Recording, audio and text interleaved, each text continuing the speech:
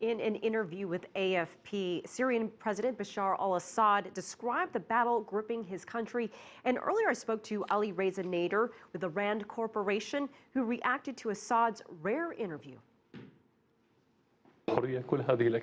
This battle is not confined to Syria and is not, as Western propaganda portrays, a popular uprising against a regime, suppressing its people, and a revolution calling for democracy and freedom. These lies have now become clear to people. A popular revolution doesn't last for 3 years only to fail. Moreover, a national revolution cannot have a foreign agenda. As for the scenarios that I've considered, of course these types of battles will have numerous scenarios, but they are all focused on defending the country, not on running away from it. Fleeing is not an option in these circumstances. So Assad continues to portray this as a fight against terrorism and terrorists. Mr. Nader, with that belief, what good could come from the peace talks?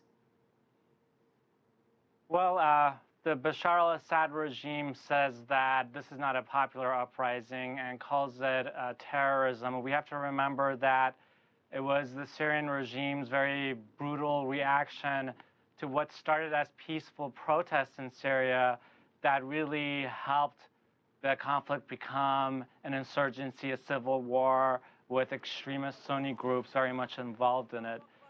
Going forward with the peace talks, there is really not a very clear-cut military solution to this conflict. Both sides are well entrenched. There are no signs that the Syrian regime will be overthrown, nor that it can defeat the Sunni insurgents arrayed against it. So there has to be a diplomatic solution. And for it to be a diplomatic solution, the different sides have to talk now. Will the upcoming talks in Geneva produce results? I think we are seeing obstacles presented. I want you to listen to another clip from President Assad's interview, and he is talking about the upcoming presidential elections and whether he will run for re-election. As far as I'm concerned, I see no reason why I shouldn't stand. As for Syrian public opinion, there is still around 4 months before the election date is announced. If in that time there is public desire and public opinion in favor of my candidacy, I will not hesitate for a second to run for election. In short, we can say that the chances for my candidacy are significant. So he's all but publicly declaring that he will run. And now that he has made these comments, is it even possible that he'd agree to resign as part of these peace talks? I think a lot really depends on the sort of pressure he's going to face from his main backers, namely the Russian government, but the Iranian government as well.